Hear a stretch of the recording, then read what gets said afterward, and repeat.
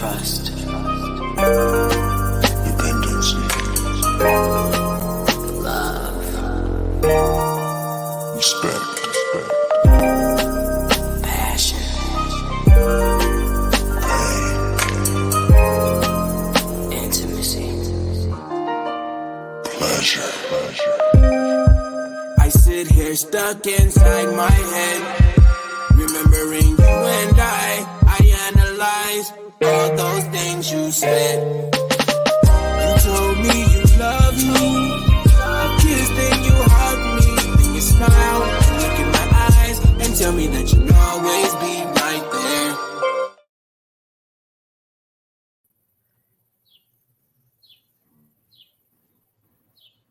And good evening, good peoples. It's your aunties. Who birds? Who got the chirps? Who got birds and shit? They just the chirping. They over there happy. It is 8 o'clock. Oh, is that me chirping? That's me. Gotta be. It ain't neither of us. Yeah, the birds is right outside my window. They need to go to bed. Okay, birds. No, they do like this all night. Snow White? All night, all morning. It don't matter. They be kicking it. It is. Well, that's what that's how the seagulls be around my crib at 2 o'clock in the morning. I'm like, nigga. Mine? Do seagulls make noises? Yes. They conk. Oh. They what? That's the only way I can fucking describe it. They like,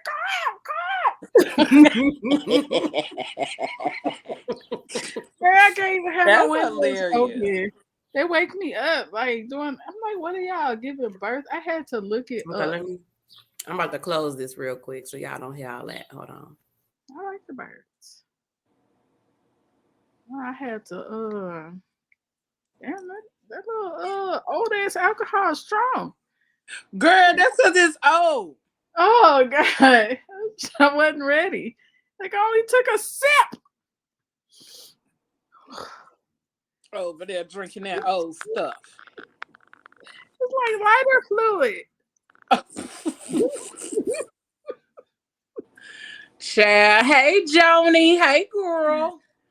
Hi Joni. Hi Joni. Oh shoot. Over there drinking that old stuff. Anywho, y'all, we want to welcome y'all to another episode with your crazy rich aunties on PGC After Dark. We want to thank y'all for joining us, being here with us. And y'all, guess what? Wait, girl. What's that? We celebrating our 1 year anniversary. Baby, and it's been a hell of a journey. Episode ever. Huh? I said that was the longest episode ever, son. Listen. Oh, the first episode. Yes. The very first one. Oh, you talking about Ladies' Night. Yes. Mm-hmm. Lord. But it was fun. That episode was 4 hours long, my guy. And if we didn't get hungry, it would have went longer because everybody was hungry and drunk by that time. Like everybody was hungry and drunk by the 4th hour, but if nobody would have gotten hungry or drunk, we would have been into our 5th hour. It would have just kept going because we was in our zone. We was having a good time talking, communicating, all of that good stuff. And so if we would have kept going, we would have been up in our 5th hour. So did y'all make like podcast history? I don't know. No, we don't have to look that up. I've never heard of a podcast going that long.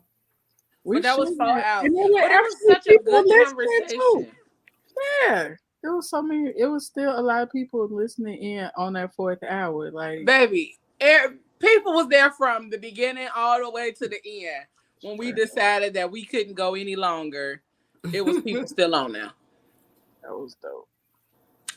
It was really dope, and we had an amazing time. And we just really, honestly, the whole conversation, we just was keeping it 100, just bearing our souls, talking, and shooting the shit like women do when they in the company of each other. That's why it was ladies' night, and that's exactly what it felt like. That's what it looked like too to everybody else, and they was some of the dudes was like, "Oh, this what y'all be doing when y'all be drunk, huh?" Yeah, when y'all have ladies' night. Yes, sir. That's exactly what we do. We don't be needing the men's. I mean, we enjoy y'all company. Hey, Auntie Michelle. Hey, Auntie Michelle. Hey, Fujila. Hey, Honeybee. Hey, Fuji la la. But outside of that episode, well, that episode is how PGC After Dark came about. Right. That's how this came about. We decided that shit, if we could talk for 4 hours about some shit, we might as well go ahead and start a show and talk about all of the shit that we want to talk about on that show. Thanks. Because why not? My ass can't spell, son. I was like, PGC After Dark is celebrate. I know I've been playing around being like, it's a celebrate, but that wasn't the term. Yeah, I was sorry. Fun fact. My old school passed out like they the diplomas and like all the little sashes and all of the other stuff, and they spelled celebration completely wrong. They spelled it like, not celebrate. I think they spell it celibate or something like, yeah, they missed the word, another word. How you out here messing up and you supposed to be teaching the children? Yeah, everybody need a refund on whatever they pay for their education. Oh, it was graduation they messed up, not celebrate. It was graduation. Still. How you was school and then you messed up the word graduation? All the way up until the graduation is when somebody spotted it. A parent spotted it. So nobody was reading. Nobody reading. At this point, I think they all should go back to school. I think, yeah. We gonna postpone graduation for another week or so until y'all figure out how to spell graduation. For real. Cause no, okay. That's ridiculous. That is, but we experienced a lot of shit over this year. Straight up. This 1 year. And it took a while for us to even be able to get into our groove with the show, simply because, COVID was still running rampant last year when we decided to start the show. And then right after, it was like COVID came through like, all right, it's your turn, your turn, your turn, your turn. Like for a month, right? I think everybody had it except me. That's and Robin. Bullshit. No, I mean that's some good shit. I'm sorry. That's bullshit. I literally think everybody had it except me and Robin. Hey, Christina, McCrazy's place. Hey, McCrazy. Christina, I said Christine, my bad. Yeah, I think everybody had it except me and Robert. Me and Robin. Yeah, no, I was like, who's Robert? Me and Robin. And like we just had to wait it out. We had to wait it out for a while until everybody started getting better. And then when we finally got back into our groove of doing the show and making it do what it do, like we really we was really doing our shit. You know what I'm saying? When we did get back to rolling and getting into our thing. So even the ups and downs and all of the stuff that was like kind of thrown in our way before we could really get into our groove for real, it was worth it because in that time, in that time frame, you all right? Her light just said, "No, man." I'm sorry. After a year, I still can't get my damn lights right. Like that's some bullshit. Okay, I'm sorry. I didn't even hook my light up. As you can see, this is dumb. Barefaced it. Yeah, and that's another thing. Like all year, we have dealt with auntie type shit. Yeah, that's true. Auntie Michelle, it would not be a show if her phone didn't do the helicopter at least once. I am really waiting on it tonight. I'm excited. At least once a show Or it's usually like every other show where her phone, helicopters. She usually the main one that be on some auntie shit. Like her equipment always be on some auntie shit. Straight up. And it be so funny because like we don't know when it's coming, but we know it's coming. And then when it happened, we be like, well, we knew it was coming. It's amazing. But even outside of the show, the auntie chat has been our place for building and growing our sisterhood, building and growing our connection, and what we've been able to learn about each other over this year. And then in that time frame, we added Ayla. Like prior to it even becoming a year, like we had Ayla on as a guest, and right after she was on as a guest, she became one of the aunties. Yeah. So, so tonight's conversation is about the power of sisterhood. That's what we're talking about. The power of sisterhood. Sister, hey, you've been on my mind. Oh, sister, man. We're two of a kind. Oh, sister. I'm keeping my eyes on you. Come yes. I think I know nothing. Okay. You better. You better. Not you over there beating up the pillow and shit. You better sing. Hey, Lorraine. That's what I was about to do. What I'm going to do with two more kids? Every time I say her name, I think about that part on what's got to do with it. Hey, girl. Thank you for watching. Thank you, everybody that's tuning in. I know it's Friday night. And y'all could be anywhere in the world, but you chose here. Right. Chose to be here with us tonight. So we thank you. We appreciate y'all.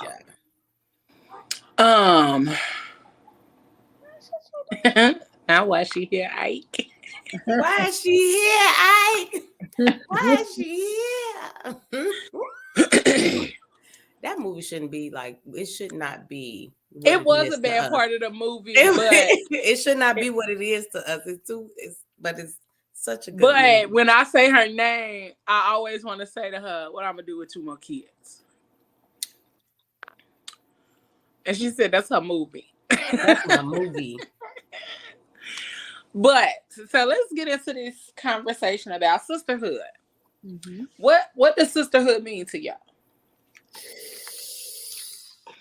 Ooh, that's a big one to unpack. Yeah. So I think I've said this. I think I've said this on one of the shows previous.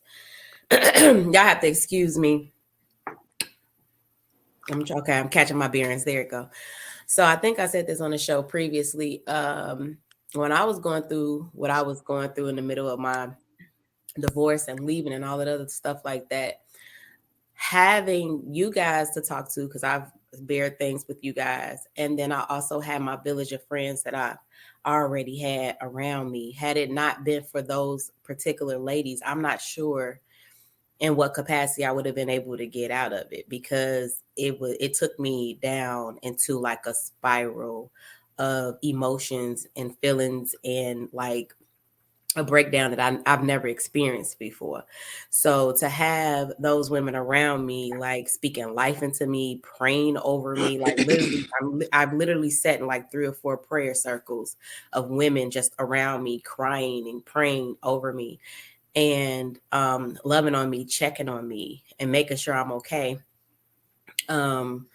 I feel like that type of sisterhood of just being like, no matter what, I'm here, even though they may have their own, and a lot of them did have their own other stuff that they have going on. All of my friends, except for me and maybe one of my other ones, have children, families. So for them to be like, look, I got this and I have all this happening over here, but I'm going to still show up for you because you need me in this time of need. That's what sisterhood is to me. Like, people showing up for you and then you showing up for them in whatever capacity that you can. Because a lot of times we don't know that us just reaching out to somebody because they're on our minds is making an impact on them in some kind of shape, form, or fashion. So that's pretty much what sisterhood is to me. Yeah. What about you, Jen? Okay, so with me,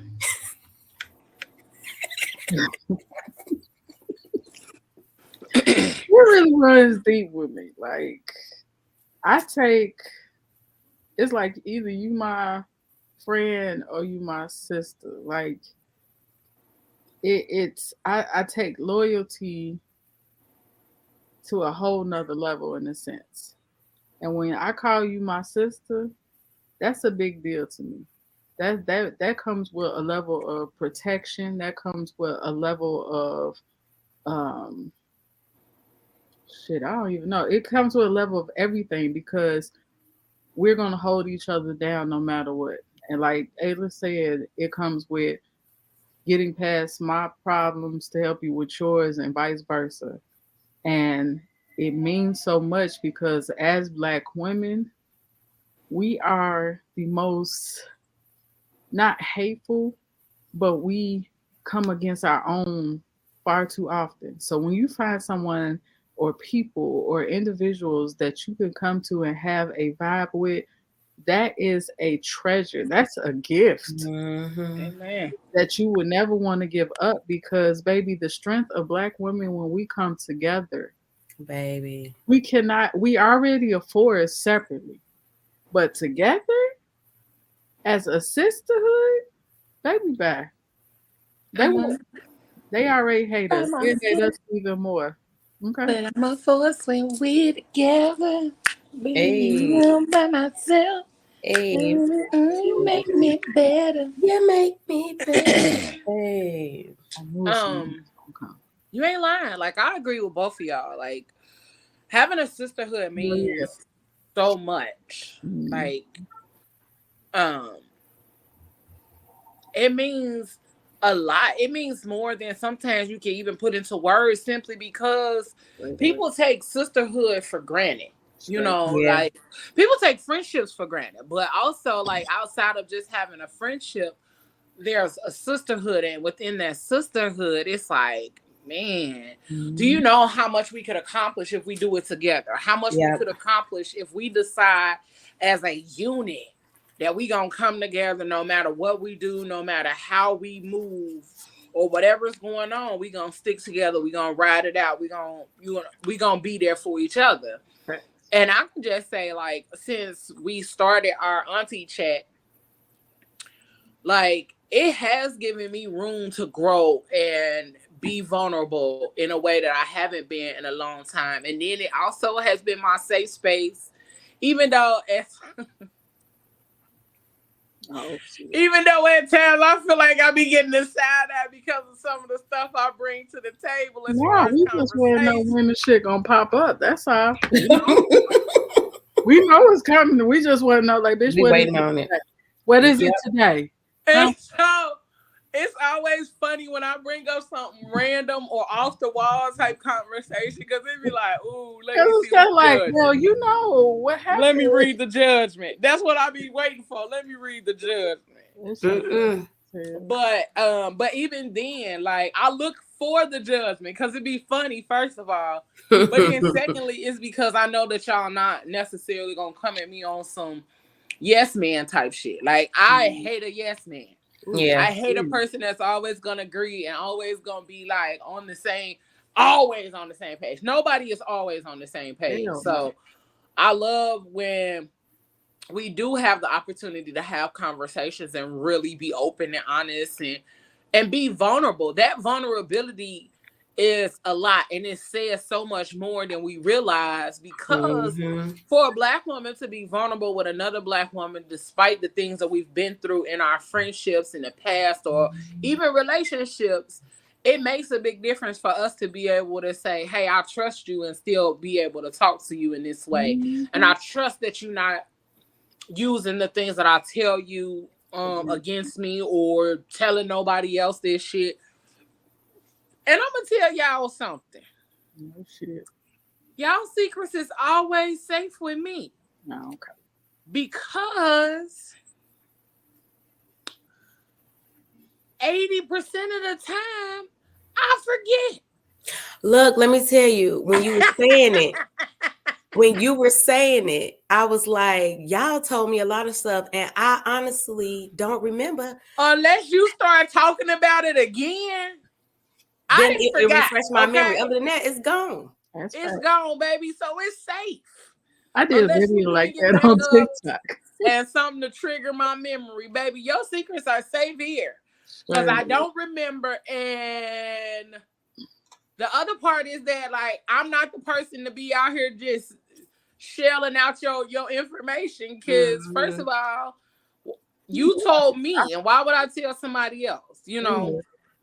But, like I said, there is a power in being able to connect and be in a sisterhood with other Black women and be in a sisterhood where you feel safe and feel comfortable to be yourself, even when you don't feel comfortable to be yourself with the rest of the world.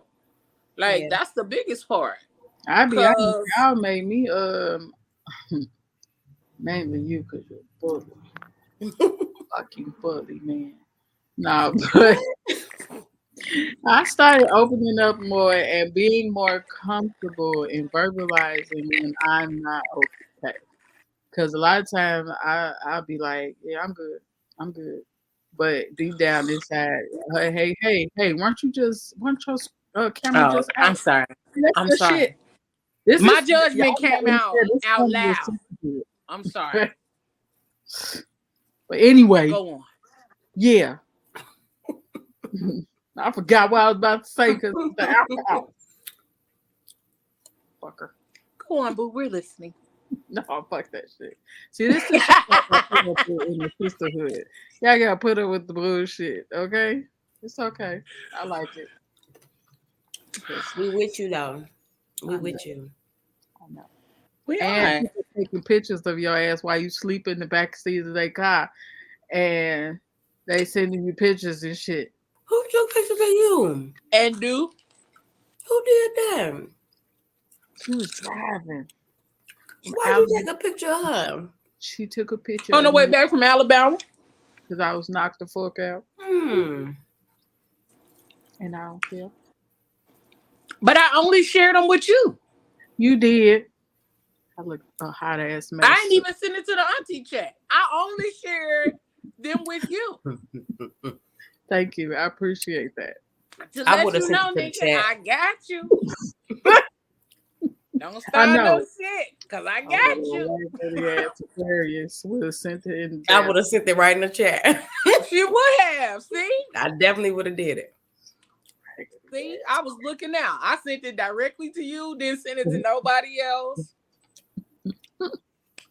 And I cackled the whole time. That's a damn shame. Because I was like, I know she going to be like, bitch. That's all that you can say. Bitch. But was I up? I was up then when you took that picture. I don't think I was asleep. But me. Probably. I wasn't asleep. I think all of us probably on the phone or I was probably caking. Huh? Right. I wasn't caking. All right, well. I'm not gonna argue. I'm not gonna argue. You said what?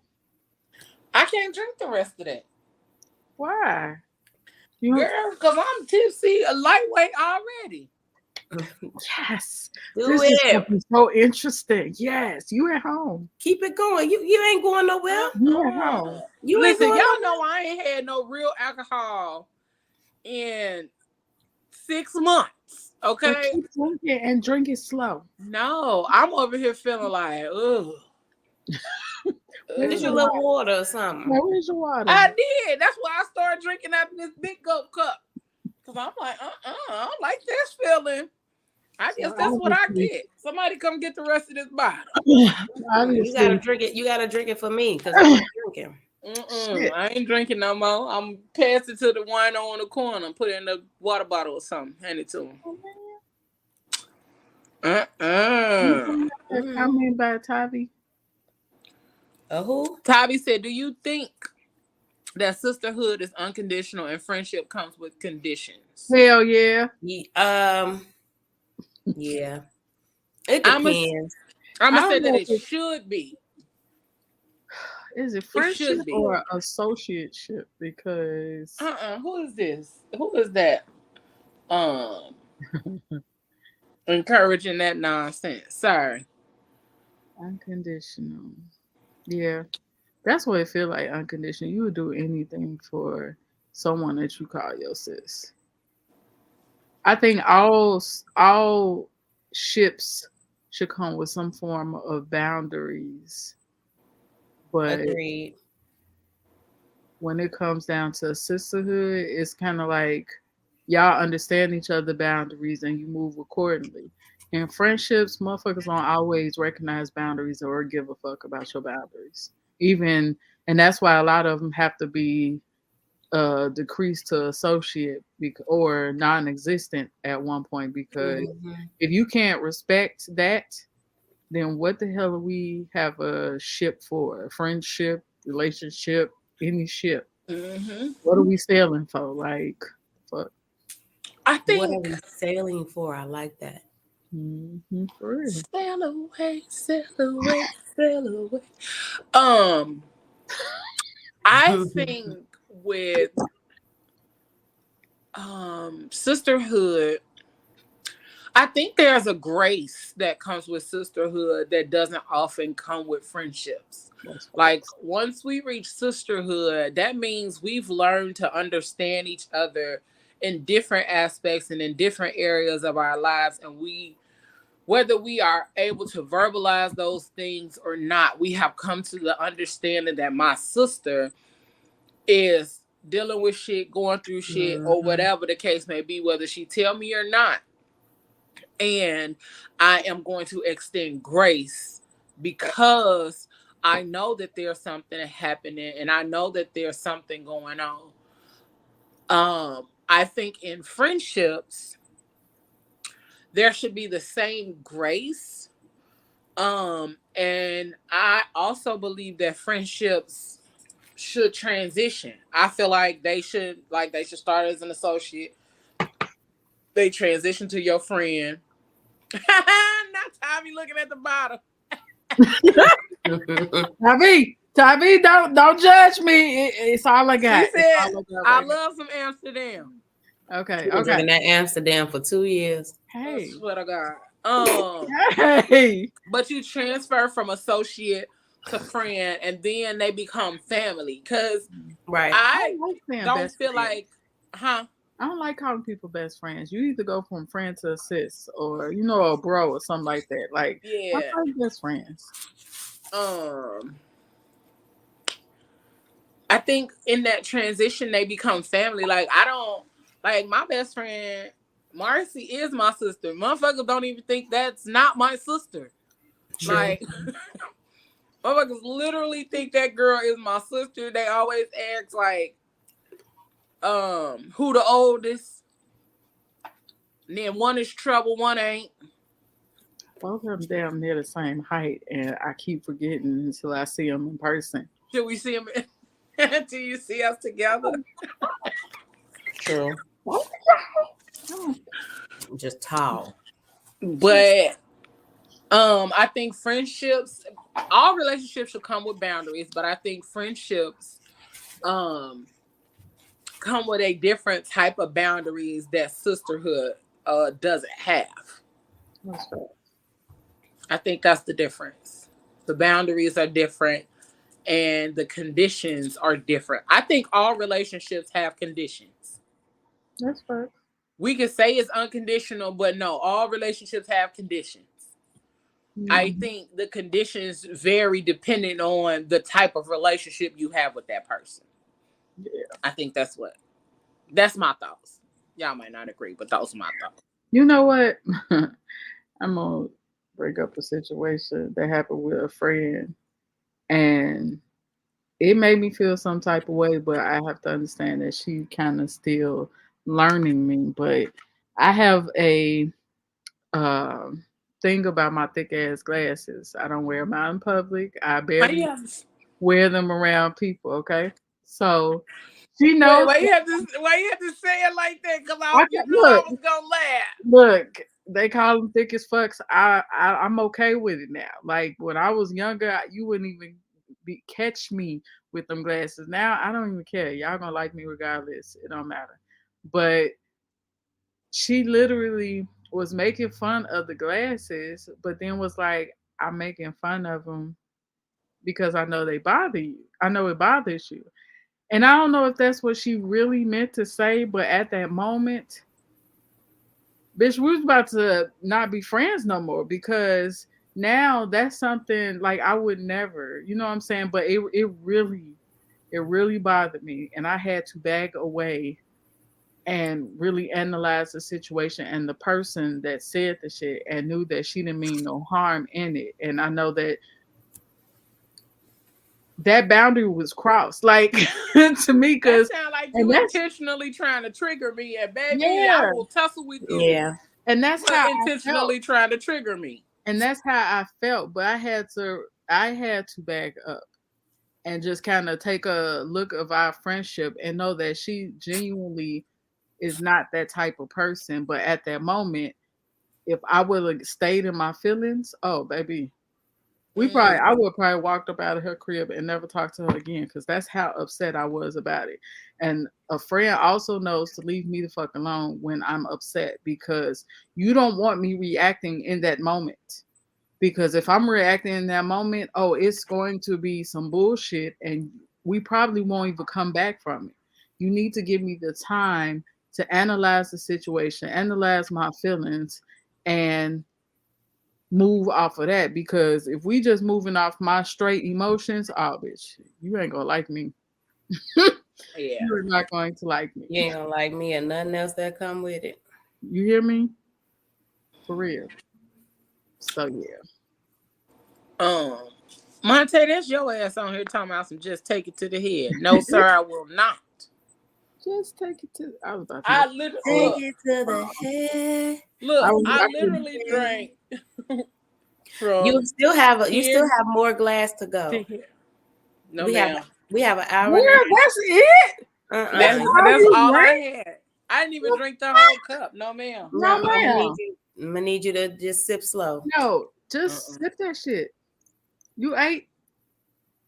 No, my chicken over there sitting on the stove. Well, you It's about to waiting for eat when this, we girl. done. Don't sip I that. think you should go get it. Because I'm gonna tell you right now, that chicken gonna be fine once you get like a good level of tipsy. That chicken It's gonna be fine because it's seasoned to perfection. Yo, this shit really does smell like and taste like lighter fluid. Well, why are you drinking it straight up is the question I have for you. I'm not. She got some juice in there. I had one of those little frozen margarita peach pack things I put in first and it was too sweet, so I added. But this shit Don't right come here, alcohol already? Yeah, but they still be sweet. It still was sweet because I had that for a while too. So all the syrup and shit went to the bottoms. Yeah, so now I got a big ass ice cube that has no flavor in it because it's real light skin. So I just added the little lighter fluid on top, and this is what we're working with. Ooh.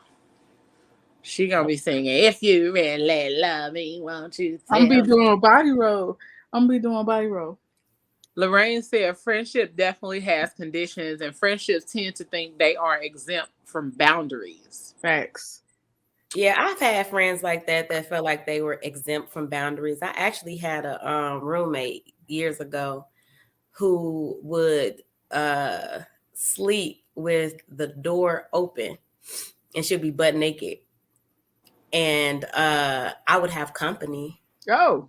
And because I was about to say, if it's just me and you in the house, do your thing, baby. If it's just me and her in the house, that's fine. But it, I'd be like, going on in man, there and close the door for her. I did. I closed the door every time. I'm like, and I'm talking about spread eagle. Yeah, Puss just saying hello to everybody. She was crazy. I don't know. Some people just, I don't know. But I have a question. Mr. McKinney. At least Hi, honey. Hey, At least boo. he said, "Hey, y'all" first. I went straight to "Hey, boo." I was like, "He didn't speak." Oh, he did. I already go in. Oh, y'all got on him last time. Dennis said, like, oh, okay, you good? What? Hey, She was ready to tussle. I was. She was ready. Tommy said some friends get a little too comfortable. Yeah, I agree. That's true. Yeah, and it also depends on, like, again, the level of friendship, the longevity of the friendship and stuff too. When I say longevity, I don't necessarily mean years. Mm-hmm. Like, you know what I'm saying? Like, the strength of that shit. friendship makes a big difference in how you get to operate with me. Because, like, one of my homegirls, like, I gotta talk to her rough, okay? Because that's the only way she'll understand where I'm coming from and what I'm saying. I can't do the whole, yeah, girl. And like, I can't do the soft talking to her. I gotta be like, bitch. And I gotta come straight. I gotta come that way. So that rolls into my question. Huh? I said that rolls into the question that I had, which is about accountability. If you can talk to your friend like that, you can hold them accountable. And I think a lot of times sisterhood is being able to hold, or brotherhood or whatever, is able to hold your particular friend, brother, whatever you want to call this person, accountable for the shit that they do.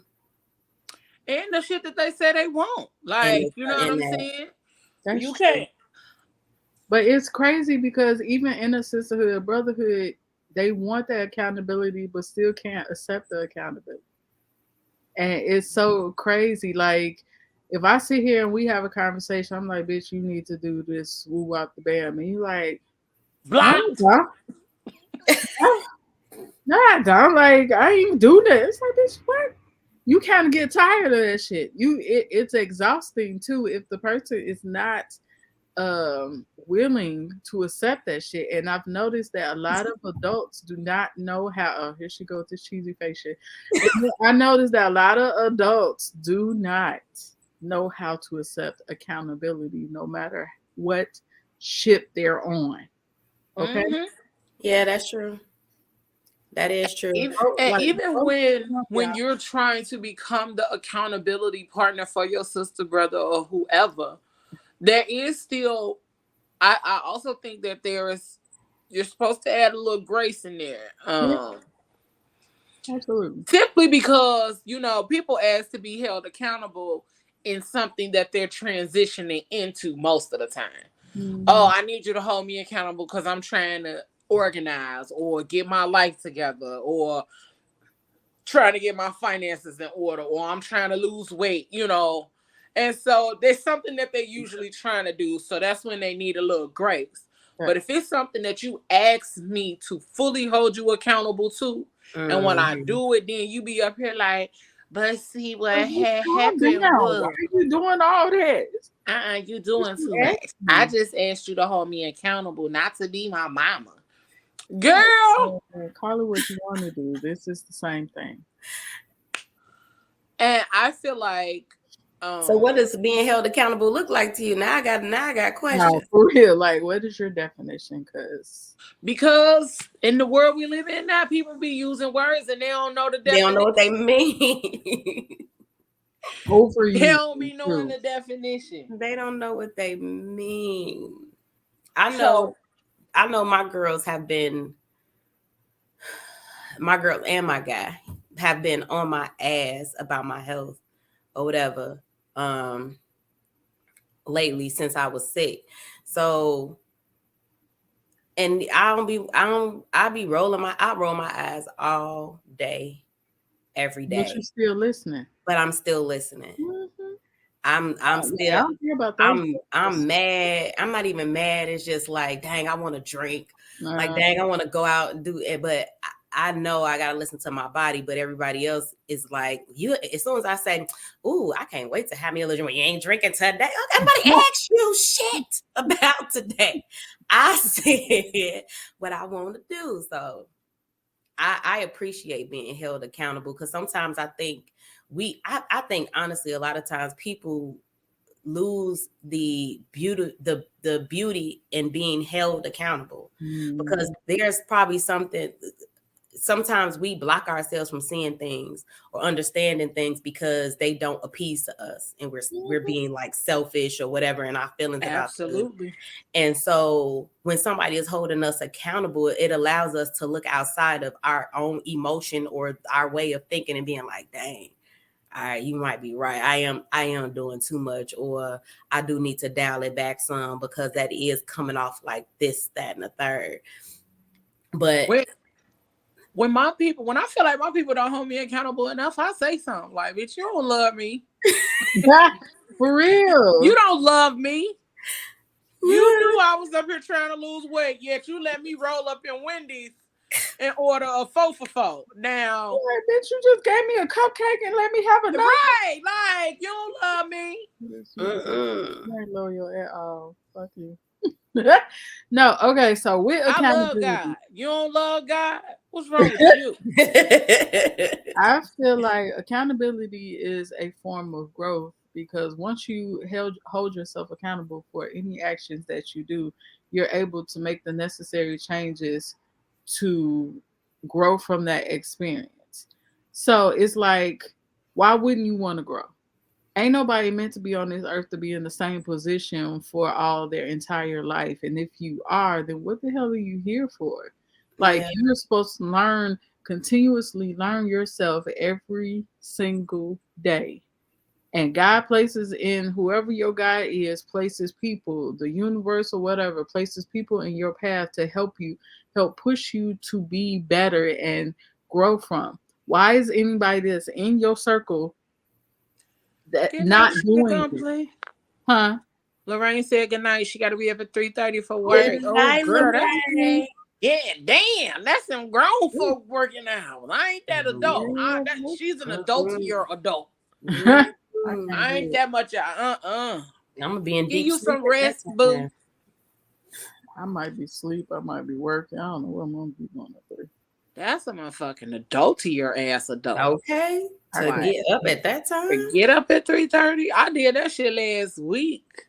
And I was like, get up that early for a flight. No. No way. If you got 3:30 flight, ain't no going to sleep. No, I mean, if I gotta get up, if my flight is like at 5 or 6, I might get up about 3:35. No, I'll be up there, so I won't miss it, because my deepest sleep is the first couple of hours, the first 4 hours. No, I'm good on that. You got me on this shit. Somebody catch on a plate. Oh, she was talking about accountability. But I also think in the midst of like trying to grow, trying to be better, trying to do better, and we giving people grace, a lot of us don't even know how to give ourselves grace. Man, bye. Yeah. Some of us don't know how to be forthcoming with information or communication, and a lot of times that comes from other areas of our lives where we haven't been able to fully be forthcoming or open with the communication and things like that, because of the reactions, because of the responses that we've gotten when we have been honest and open and forthcoming with different things about where we are in our lives. And so we take those experiences into other areas of our lives, and I don't care what nobody say. Being that vulnerable, even in spite of all of the shit that you dealt with before and already, and you still choose to be that with other people, like that's the part where we're supposed to be as humans grateful. Yeah. Because you stepped outside of yourself. You stepped outside of like what you know, what you're used to, and how you're used to operating, to still be vulnerable, still be open, still be like really give of yourself to those people that surround you. And sometimes that's hard, but if you still do it anyway, like my heart goes to you, and we thank you for the growth, because that's what growth looks like. Yeah. Hey, Naomi, did I say hey? I might have said it in my head, but I want to make sure I said it out loud. Hey, sister. I want to make sure I said it out loud. And Gary said, damn, Genesis, sounds like you read that from the dictionary. I'm passionate about accountability, especially in adults. Like it's serious. Like if more adults start being accountable, baby, this could be a better world. It really could. And I'm probably gonna get a lot of backlash for this. That's okay. Go ahead, say it. I probably am. That's okay. But as women in general, we don't like taking accountability for shit. We don't like taking accountability for the type of men we choose, the way we talk to people. We don't like taking accountability for nothing. But then we always trying to blame the next person or try to say like it's somebody else's fault. No, baby, where do you take? Where do you accept your part and how the shit played out, how it rolled out, what happened, and all those kind of things? Like, yes, it could be a lot of other people's, like the situations can play out to sometimes it do be other people. Yeah. A lot of times it can be other people. Right. But what is it that you did or did not do in that situation that could have made it better? Or did you just do the best that you could and you walked away or whatever? But like we do a lot of deflecting. Yeah. And that shit is going to be the death of a lot of us because we choose not to accept responsibility for the way we act, the way we show up, what we do, how we talk to people, how we treat people. And I, for one, can say I'm learning a lot about myself when it comes to accepting accountability, when it comes to like really trying to grow, not just as a person, but as a businesswoman as well. Like, listen, she be out here rough and hard and raggedy. And you trying to learn yourself in so many different areas and different aspects, and you trying to grow. Shit. That part right there. That being accountable in business, baby.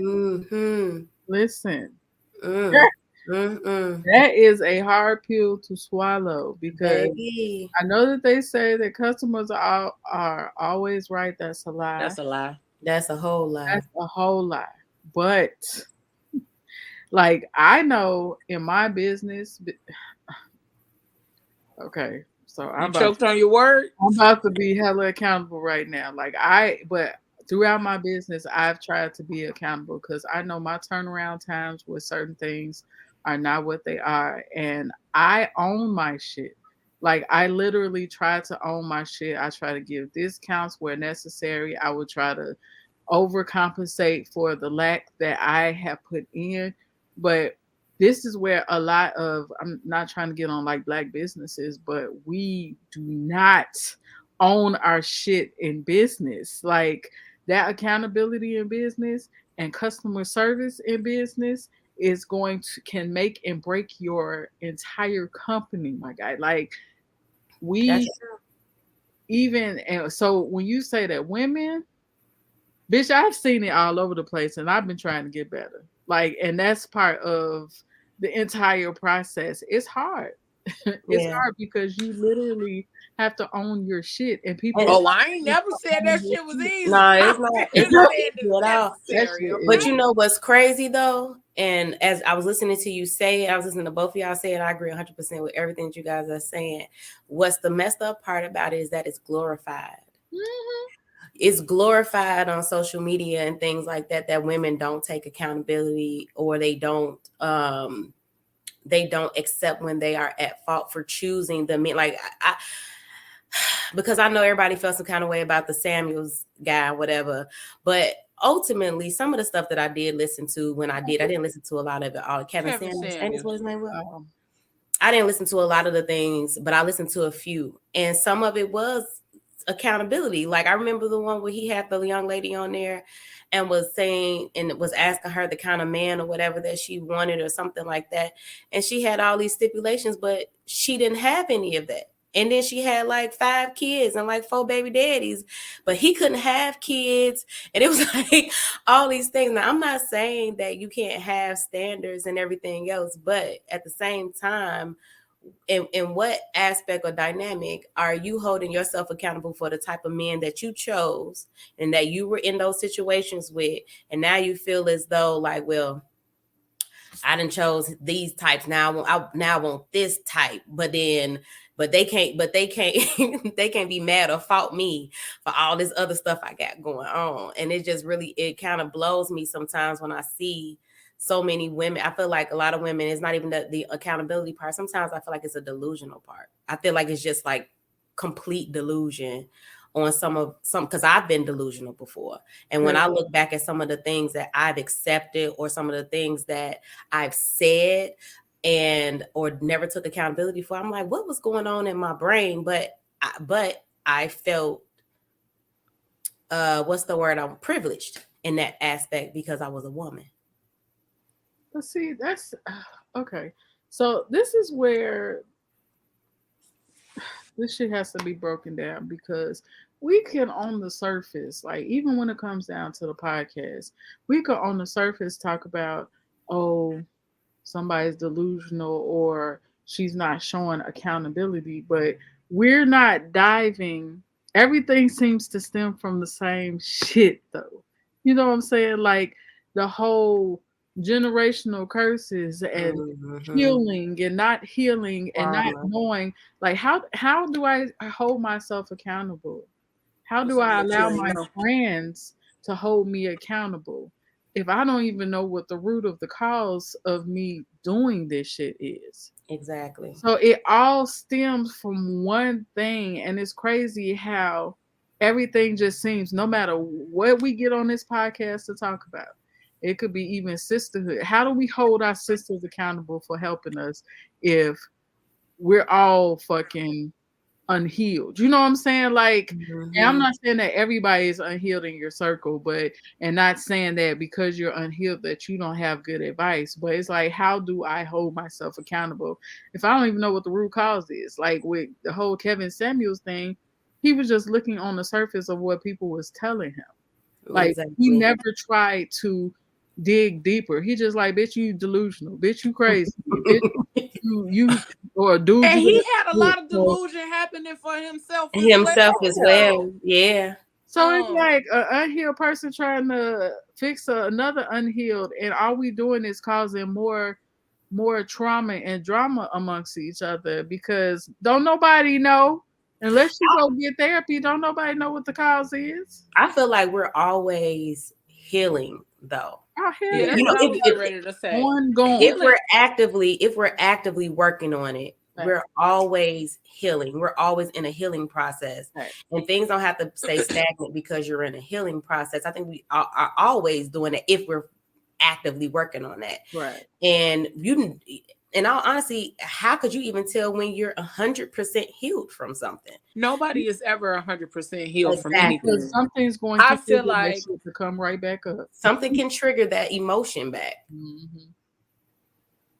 Something can always trigger you. It is your reaction to the trigger that makes the difference. That's right. But I also feel like healing is not a destination. It's a continuous journey. Exactly. And nobody is always continuously healing. Mm-hmm. Like nobody is always in the healing. Like nobody is always healing. Yeah. Like we have phases and time frames where we do our healing work. Mm-hmm. A lot of the time we're trying to figure out what the fuck needs to be healed, what needs to be worked on, how can I work on it, how can I be better? And then when we implement those things that we figure out at this point in time in my life, I need to work on this. Mm-hmm. Then we do the healing for that. Fact. And then, it's a continuous thing. Like we work on that. And then, okay, I feel like I'm a little better at that. Now, what's the next thing I need to work on? So there's a continuous journey of healing and work being done. And even if somebody don't know better today, they might know better tomorrow because we don't know what work they did today. Exactly. So it's a lot of, sometimes we have to extend. And I keep saying extending grace because that's the biggest thing that we do not do. We do not offer each other as Black people, as Black women, as Black men, and we don't offer it to Black men, and Black men don't offer it to Black women. But that is one of the biggest things that if we decided to not be some motherfucking holier than thou, high and mighty, and put ourselves on these high ass pedestals, then we would actually come to an understanding. Shit, everybody out here dealing with something. Everybody out here fucked up. My fucked up and my healing and the shit I'm going through don't negate yours. And that's the other part. We so busy trying to shove somebody else shit off, like everybody going through something. I know that, my motherfucker. Exactly. But and what you going through and what I'm going through ain't comparable. I need somebody to hear me. I need somebody to listen to me. And I get everybody going through something, but I need some help right now. And if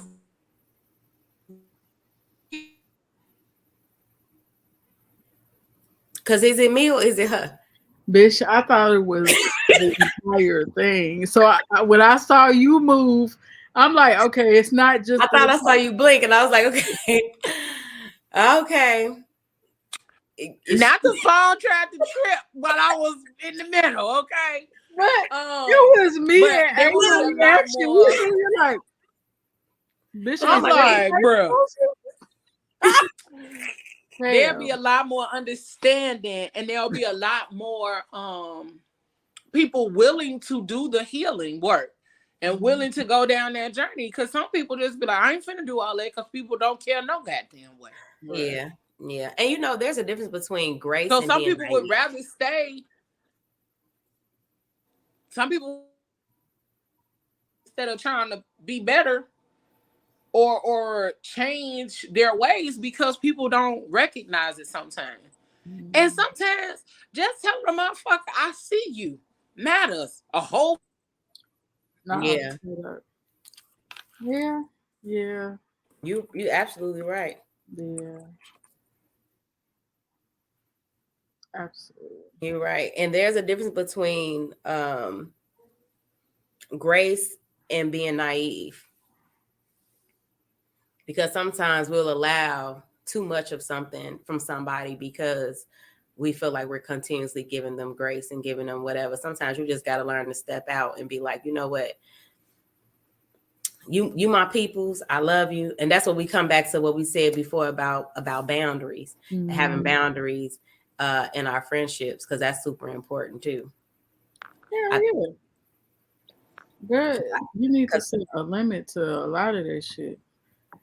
Especially when it comes down to giving grace, because I can't tell you how many times I kept giving grace to people that wasn't even worth the grace. You know what I'm saying? Just because I don't want to hurt your feelings, or I don't want to do this, I don't want to do that. But at the end of the day, I end up more hurt than they did. Exactly. I'm giving them way more than I was giving myself, and that's not okay. It is.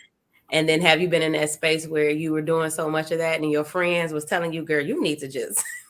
Yeah, I'm like, bitch, what? No. Like, no, that's my friend. The whole action. It's like, no, but there's we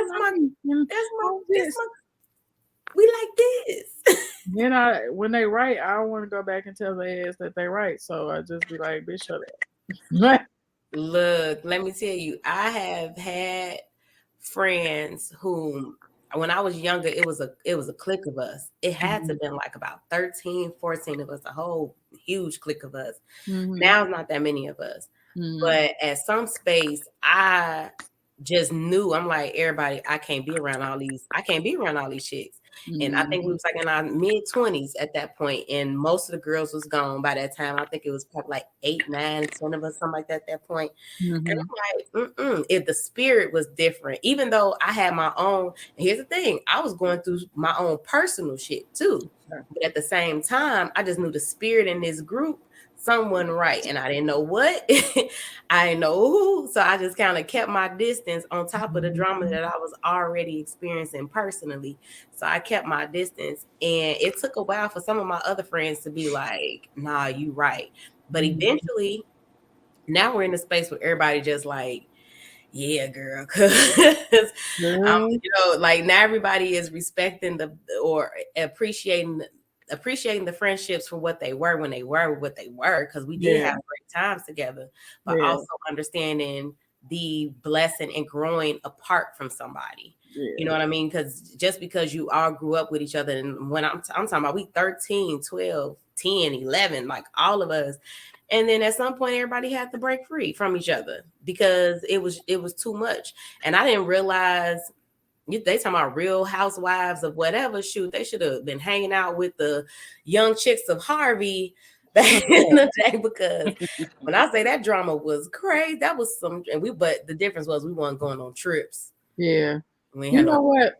I actually am scared for this new generation because I honestly don't feel like they really understand what a sisterhood is. Like the way that they backstab each other nowadays, and how you keep seeing these videos and news about people going on vacations, like the old girl that was in at the Crown Plaza, that they still ain't solved her case, and talking about she was there with her friends and somehow got killed and ended up in the freezer. Like, where are your friends?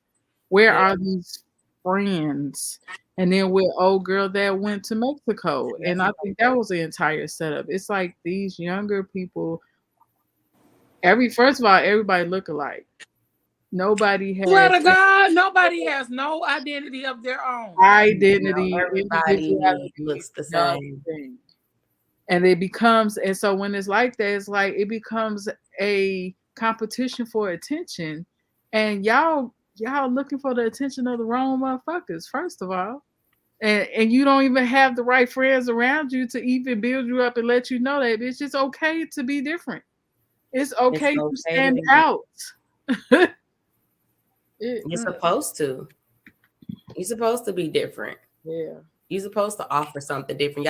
Y'all all the same. Y'all all doing the same thing. Like, where's the individuality? Where's the uniqueness? What sets? What are y'all building and accomplishing together? Y'all all got the same outfits, same weave, same lashes, same makeup artists. It's like, but all of y'all same are body.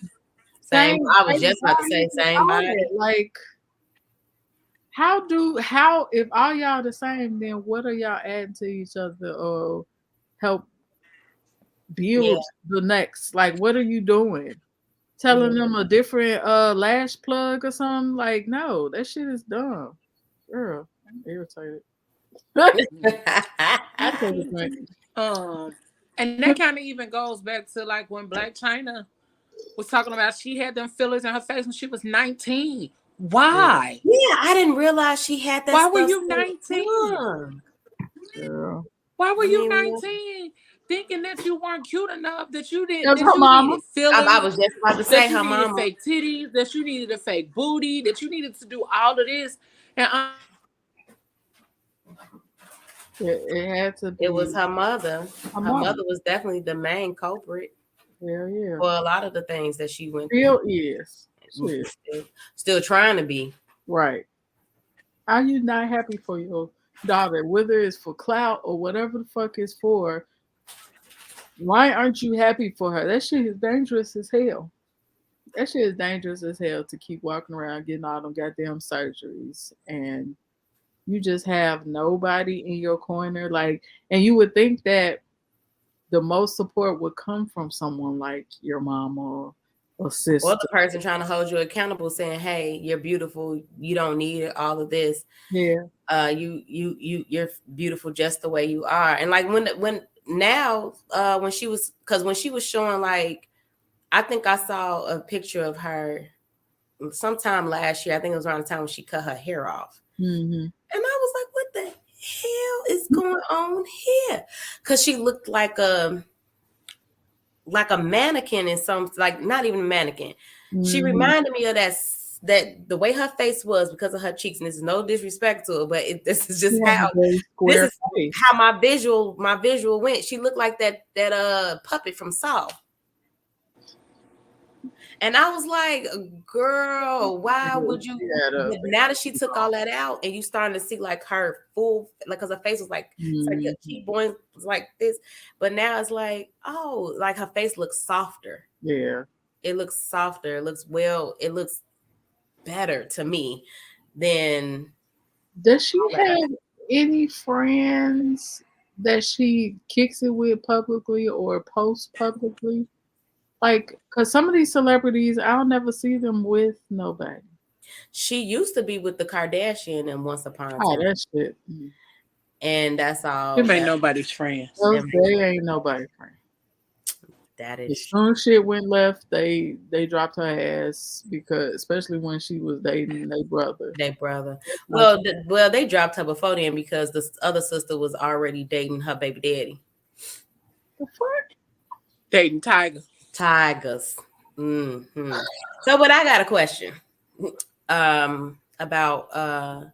So one of the things that I struggle with as being a friend sometimes is being able to tell my friends when I feel like they're doing certain things with their children. So I know that is a sensitive part for a lot of women. And I know all three of us, we are women who do not have children, but I believe we all are aunties or godmothers or something to that degree. Mm-hmm. And I know sometimes I'm on the outside looking in, but when I'm looking at the way that certain things are happening or the way certain things are being presented, I tend to kind of just like, I listen, I ask questions, and every now and again, I may like try to give advice or try to be like, well, I mean, when you was this age, like, and I don't know if you guys have experienced that as well, where it's like maybe they'll listen to you about other stuff, but when it comes to their kids, they, that's a totally different situation. You know what? I don't know why people be listening to me anyway, but yeah, when it comes to their kids, a lot of people that have kids, they feel like a single person don't know how to have kids or treat kids or know what a child place is or can speak on them. But I don't believe that. Like, I feel like some of these parents that our parents can't speak on their own kids. Like, y'all. I feel like a lot of the times that they forget what it was like being a child because now they have kids. So now it's like the delusion. I'm using delusion again, but it's kind of like they've completely forgotten that aspect. And I'm like, when you were at this age, what were you thinking? What were you feeling? Where were you at? Don't try to sit over here and act like this wasn't the space you were in at this age. Your experience as a child then is completely different from their experience as children. Now they're exposed to way more. And honestly, this was the same thing that our parents were saying about us when we were younger, because we were more exposed to things that they weren't exposed to as kids. Now these kids is like double, triple exposed to things that we weren't exposed to as children. So it's like, I try to convey that information the best way I can, because of course, I'm not a parent, but at the same time, what me not being a parent have to do with me still having an opinion on you taking accountability that you created this situation with your child. Whatever this energy, whatever this atmosphere is, however they're feeling, they're not getting it just out of thin air. They're learning this somewhere, and it's somewhere that if I'm watching and I'm seeing it's something it's something you did or didn't do, and I'm telling you, like, this is why this is like this now, because he just, oh, okay, well, all right. You know it all. I hate when people say, oh, well, you ain't got no kids, so you don't know. What? Okay. First of all, I was a preschool teacher for well over 15 years. Okay. I was with your child. I was with most people kids longer than they be with their kids. I know your child just as much as you know your child. I spend just as much time with them as you do when I was a preschool teacher. But also, if I'm responsible enough to watch your child, but then when I got an opinion, oh, you don't have kids, so you don't know. But you have kids and you don't know. You still don't know. But I can watch your kid and I can be, you know what I'm saying? I can be everything else, but I can't have an opinion on this situation because I ain't got no kids. Even on social media, when stuff is happening with children, it's always like, oh, the people that's making this comment must not have no kids. Or the people saying this must not have no kids. Do I let common sense or common knowledge of child development if I make a certain comment? Like, bruh, I'm going off on a tangent. But the way the world is and the way people see shit these days is so stupid. Mm-hmm. Oh, you must ain't got no kids because you a person with no kids and never experienced that would say some shit like that. Just because I don't have kids don't mean I don't have basic fucking common sense either. Right. The fuck? That's a trigger for me because I'm like, bro, y'all leave y'all kids with people who do not have kids every day. Every day. Who take care of your kids, who teach your children, who tend to your children, who wipe your children's ass depending on how old they are and all of that. But then you turn around and say, because you don't have no kids of your own, then you don't have an opinion on this. Man, fuck you. Yeah. But I would just say, however you choose to handle the situation, enter it with caution. That's all I would say. Yeah. But I got a video in regards to sisterhood. Y'all know I always got a video. Yeah. I always got a video. And I think this one is really dope. So I want to dedicate this to the aunties and all my sisters in my life. Yeah. I got one that I pray with. And I got one that you probably shouldn't play with because she stay with the shits. And I got one that I slay with. If we talking glamour and glitz, me and my girls be on goals. We like to get it together. And when I'm not on my toes, she tell me, get it together. She be peeping them snakes. Never bring me no beef or no hate. And when I'm lost in my fear, my good sis get me back deep in my faith. I look up, and here come my rock with a rock to remind me of the beast I enslaved. We never let time get in the way. We know we both got lives, but we both hop a boat for our ship when it comes down to the wire. Fight fire in hell, highlight the higher and self, and I never go thirsty because my sisters got wells. And we water each other. Sometimes it's crazy. We be like daughter and mother. When that nurture is needed, we be windows and mirrors for reflection and reason. Regal when reaching our dreams. We'll take one for the team when the going gets tough. And you'll get your ass checked on your mess. But it's all wrapped up in love. No bites on backs, only the pats from the hugs. Sisterhood sold up, then showed up so many times it's insurmountable, holding me down and accountable. That's why even if I disagree with her.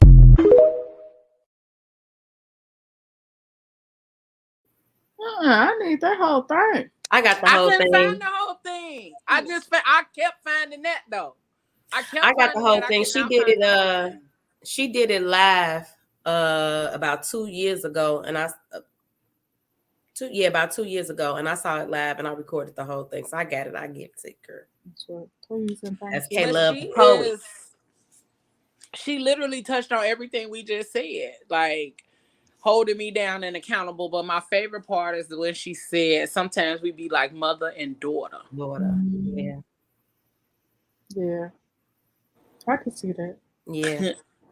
Wow, that's the truth. That's that holding motherfuckers accountable. That's the holding accountable. And sometimes it's the nourishing part too. Yeah. Yeah, but even like that, you know, sometimes like the knowledge that we share, it's like, yep, you ain't never been here. And it don't matter the age difference or whatever. You've never been there. You've never experienced that. And that's okay.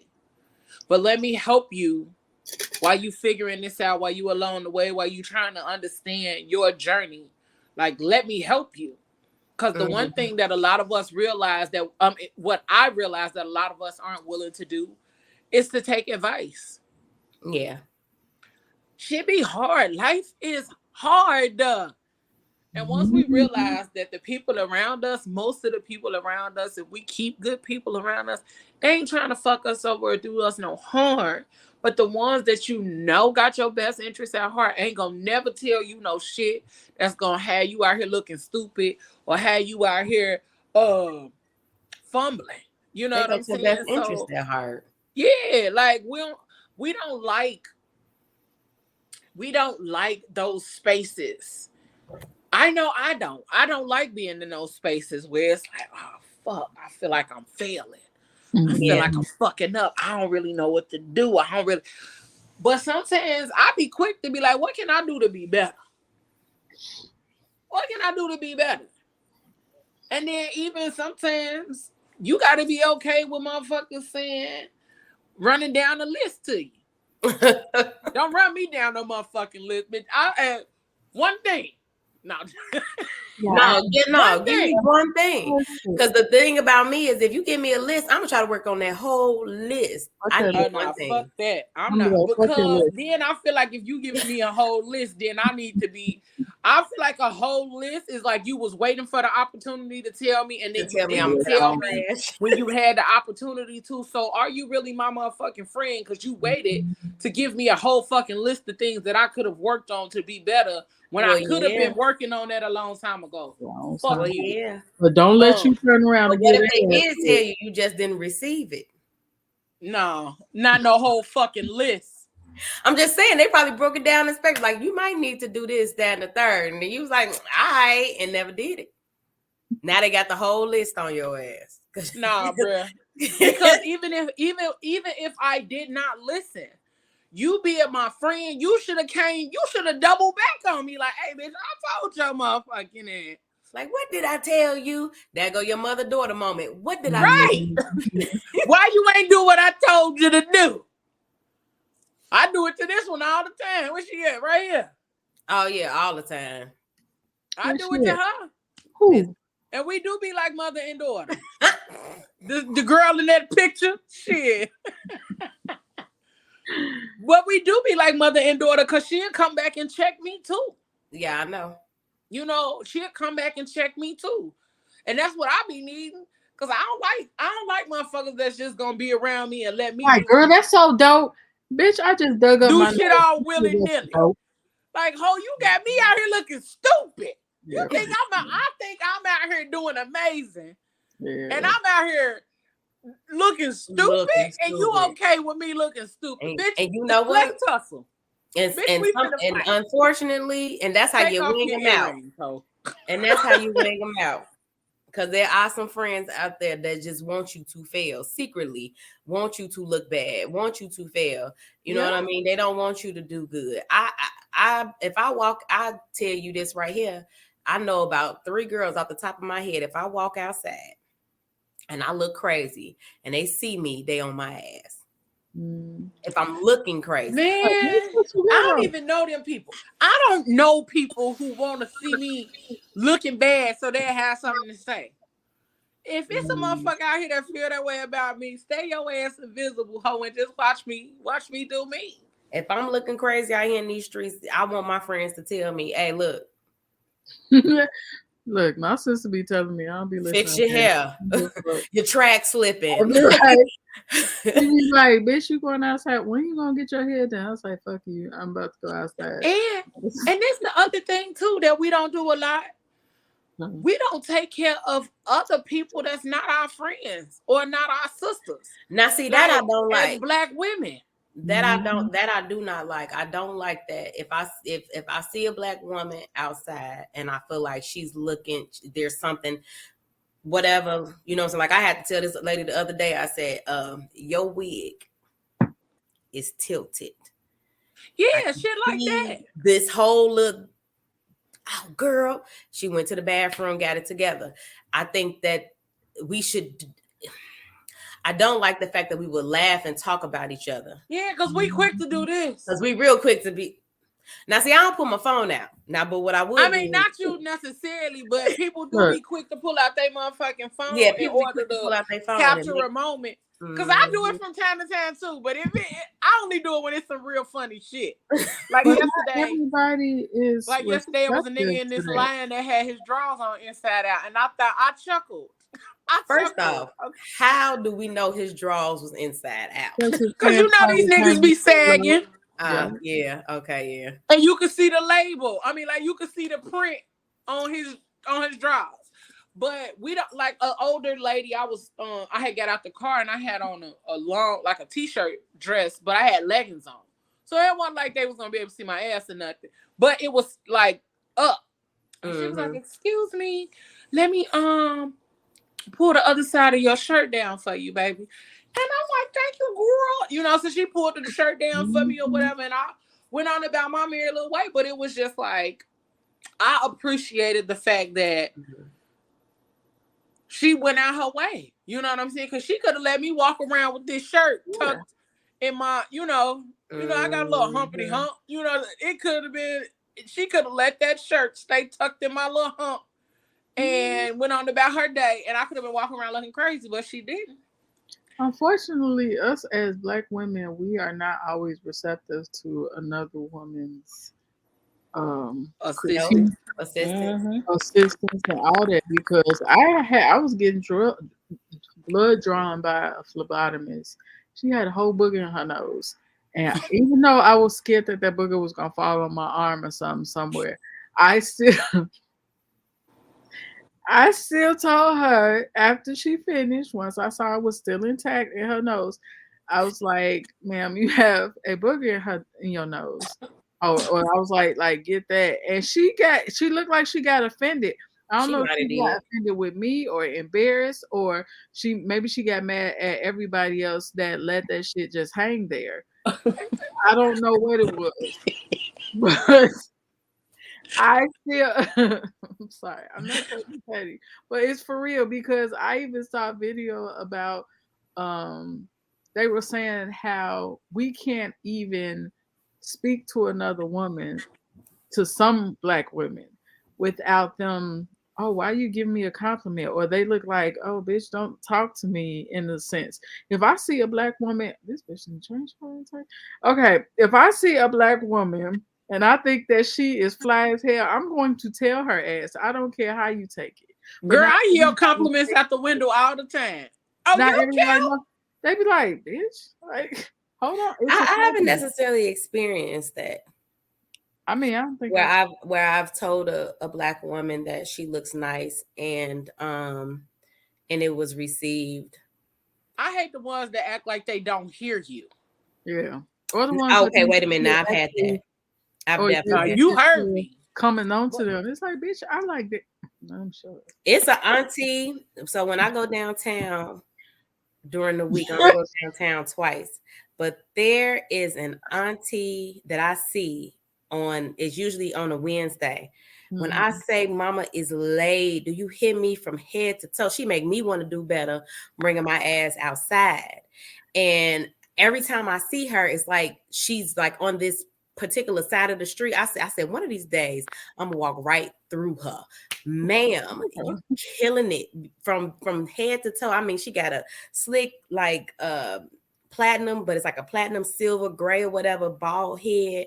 And then when I'm saying dress, glasses match, or sunglasses match, pants, shoes, everything just looking good. She looked like she smelled good. Like, I just want to hug this woman because she's so freaking, like, she just be on it, and she just be boom, boom, boom. And I'm like, I got to do better. Like, I be coming downtown with my little pants on and a regular shirt, just looking regular, gym shoes, but she be hitting it, and I'm like, she makes me want to do better, and I don't even know this lady.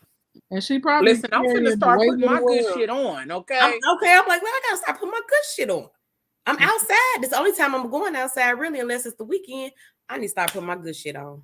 And the crazy part is, she probably carrying the weight of the world on her shoulders, but still out here looking like undefeated.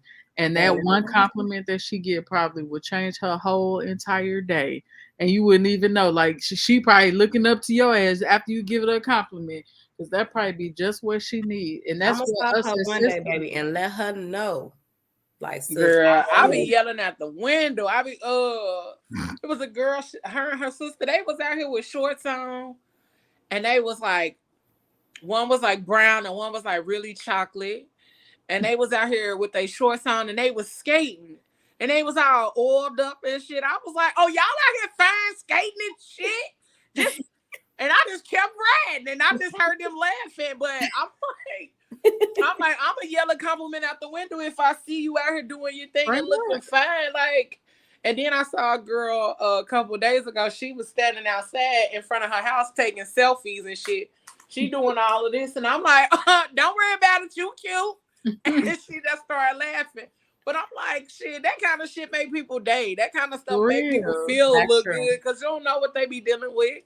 That's true. That's facts. And even like today, it wasn't a woman, it was actually a man. Like, he was holding the door for me. And you know, when you see somebody holding the door, you try to do that little shuffle to hurry up. Yeah, speed up a little bit. I bit. was like, oh, I'm sorry, because I was looking down at my phone. And I looked up and I saw him still standing there holding the door. I'm like, oh, my bad, I'm sorry. He was like, nah, sis, you ain't got to rush.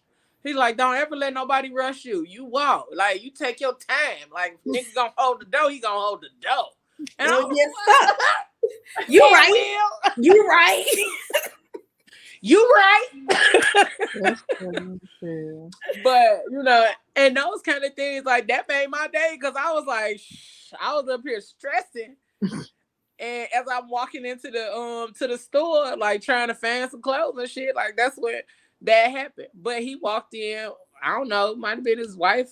She was an older looking lady. Might have been his wife, might have been his mama. Who knows? But I wanted to tell that lady, you taught him well. Okay. Yeah.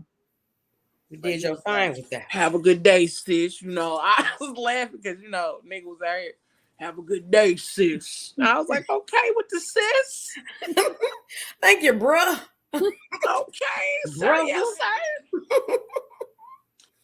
But I got a couple quotes. Hold on. Let's do it.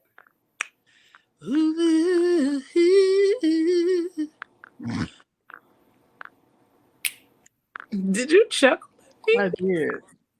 She did. I was snapping my fingers. I thought you was gonna keep going. Don't. So here is one. Sisterhood. Sisterhood symbolizes, they left the S off, all that we will accomplish in our lives. Give them grace, girl. Give them grace. I am. They represent the struggles we all face as we grow. While we cling to them, no one can explain, but in the end, we are all stronger for it. True. And then this one, I was going to try to read it. Do it in a voice. Do it in a voice if you can.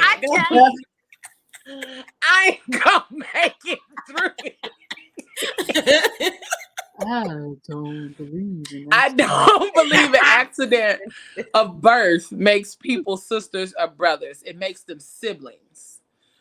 Gives them mutuality of parentage. Sisterhood and brotherhood is a condition people have to work at. Maya. And then lastly, Angelo.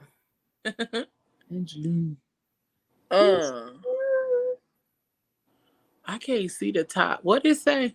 A real friend is someone who knows. Okay, because on this side, on the back end side, it got some stuff covering it. Wow. A real friend is someone who knows how damn crazy you are, but is still willing to be seen out in public with you. Yeah, that's me. And I feel like this was us that weekend. We was out, just outside, cutting up, being crazy together. You talking about Alabama or when we was out this way? When we was up that way? Shit, both. Yeah, we was cutting up a little bit.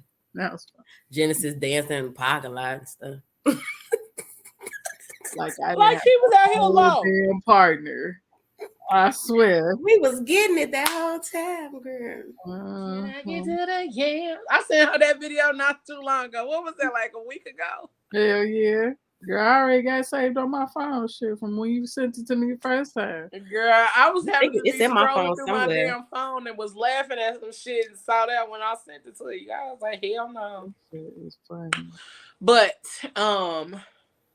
yeah, I think as we get older, like I know as I've gotten older, my biggest thing for myself lately is that I want more flourishing female friendships.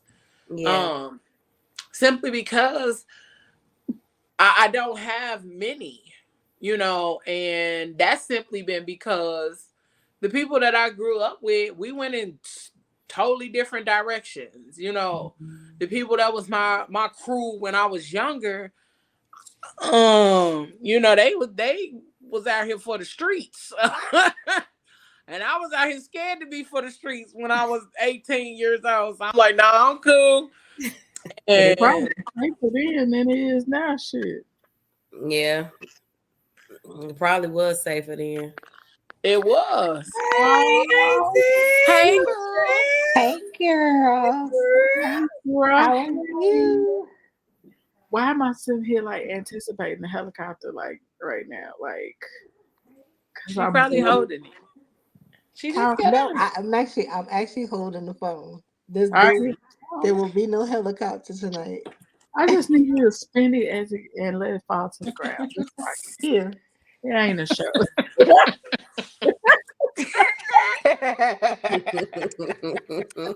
Now she simulated it just for you. That's funny. I miss y'all ladies. How y'all doing? We miss you too, girl. We good. How are you? Man, I am toasty. I've had like 3-4 margaritas already. So 3 or 4 margaritas. Really listen, and I barely made it through this glass. I did a little more, y'all. all right. That's what's Okay. up. I see more letters. That means you did do more. See? That's what's up. That's what's I up. don't know how much more. I just got sleepy as hell. That's some real auntie shit. You drink and get sleepy. Man. Because you over there drinking lighter fluid. Girl. What you drinking? Girl, that old ass bottle of Amsterdam that I had over here for.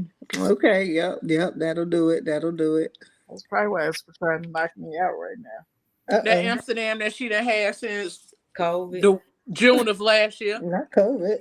Wow, I've actually had it since I went on a cruise boat. Oh wow. Yeah, before COVID. Okay. I forgot it was in my suitcase. I kept traveling back and forth with it in my suitcase and the sock. Okay. Girl, I was just exaggerating saying COVID. You gonna say before COVID? Like that part. Well, shit. Well, damn. That Amsterdam potent. Catch me up. What y'all been talking about? Girl, too much shit. I don't know. Everything about sisterhood. I'm still smoking on this little bitty ass. That better not be the same. It's probably at the filter right now, and I'm still trying to get shit out. Oh, that's the good part. That's when you get real up there. That better not be the same one from the last time we talked. It is from her birthday. From her birthday. It is. Your birthday. Girl, you are the most preservingest.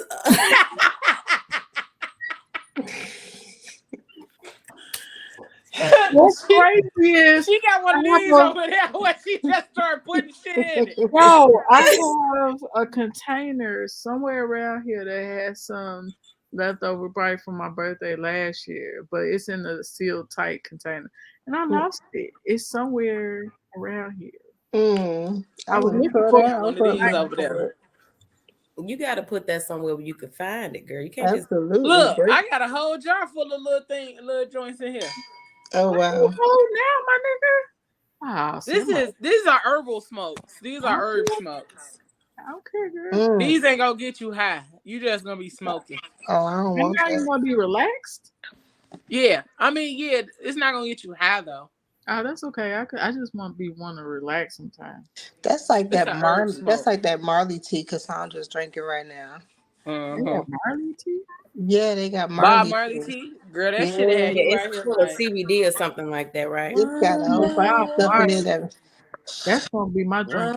You hear me? Something I had to tell her like to slow down. Give thanks and praise to the Lord, some THC and I will feel alright. Bob Marley drink that I'm gonna have in Jamaica all day, every day. Mm. It's so pretty too. It Like is pretty. what, green, yellow, and red. Speaking of Jamaica, y'all Holla. still got time. Y'all still got Y'all time. still got time. Fat Fam jamming in Jamaica, September 14th through the 17th. I Y'all mean, better put y'all little $100 down. Is it okay? So is it $100 per person in the suite? Cause Girl, you gotta go on the thing. I don't know off the top of my head. okay, I be forgetting. I think it's $50 per person. That makes it $100, or I think it might be $100 per person. It's $100 per person. okay. That sounds about right. How you know? Cause I was on there looking. Y'all I booked don't think already? so. I don't think we did $100 per person. Y'all booked already? I did. Oh yeah, of course you did. I mean, I booked after some other people. Like some people was on it. Okay. Yeah. I was like, hey, let me get to the money. Then get to the money. Burn mine. And then I had to pay. But yeah, I booked. I think it is though. I don't know. Let me look. I gotta get my deposit. Give thanks and Oh, praise I to wait the for Lord. flights don't go up. I And don't think I'm will gonna have my passport in time. I tried to do a rush and everything. They still saying it's like a back order. What? For that long though, September's a while away. And they said, "What shit?" I know a couple people that did the expedited, and they got their shit within a couple of weeks. I'm hoping that because I've already was in the system that it won't take so long. Oh, okay. You had one before, but because I already have one. I just have to renew. Mine don't expire. I have to look at mine, but I think I still got a long time before mine expires. And that's your birthday weekend. A week. It is. Yeah. It is. Somebody should sponsor me. Right, no. On my birthday. Sponsor Auntie Michelle for her birthday, y'all. Like, come on now. Yeah. Straight up. Somebody sponsor Auntie Michelle for her birthday. I think you should put that in the universe. Put that in the wishbone, huh? Yeah, put that in the universe. It's my birthday in September. Get her a trip to Jamaica. Yeah, Oh, girl, I was about to. Ooh. It's $50 per person. Is it? She spent the whole time trying to read it. I knew that's what she was looking for. Because I didn't want nobody to be wondering and then like try to go find the information and then be like, no, it's $100. It's $50 per person. It's $50 per person. Okay. Oh shit. $50 per person, and then you got until August to pay it off. What month we in? We in June. The first week of June. I hope it's the end of August. I think it is. I think it's like 30 to 45 days before the trip. Okay. That makes sense. So it's right there, like almost a month before the trip. It's going to be probably like August 13th. The trip is September 14th. So I think it's like around the 7th or the 10th. I get sugar daddy daddy. I'm down. Listen. I'm down. Michelle, so what's your definition of sisterhood? Oh, okay, that's a good question. So my definition of sisterhood is a circle of women that you know that you can have an open and honest space with. That's my definition of sisterhood. Someone's gonna call you out on your mess, you know. Someone's gonna be listening to you, but not always have the Me Too syndrome that goes with it, you know. So somebody I can kick it with, have fun with, just be transparent with, because like really, we're trying to fight it. You know, we're trying to fight being transparent with everybody. So if you can have a good circle of friends who you can really be transparent with, in your times of vulnerability, that's awesome. That's facts. Yeah. But it's already hard enough to be transparent with people anyway. That's true. Not like Huh? No. But I mean, it's real hard to build that though. I feel I've always felt it's real hard to build a true sisterhood with women because not all women are trying to validate your come up or be there as your inner circle. You Thanks. know. So and I've been burnt many a times. You know, trying to build a sister circle only to find out that some of those people who was in my boat was actually poking holes in my boat to try to sink me, you know. Mm, So it took me a long time to develop that type of trust with a circle of friends, you know, who I could trust. And straight up for real though, like our aunties chat, that's like a whole safe space yeah. for me. Like I run over there. Y'all know how crazy off the wall I could get. I started early at 7 in the morning talking some yin yang with y'all, you know. So Do y'all think it's harder now to come up with, or not to come up with, to create sisterhoods than maybe when we were younger? Like, hmm do you think that it's hard to get new friends now because we're always checking for people's intentions. hmm Yeah.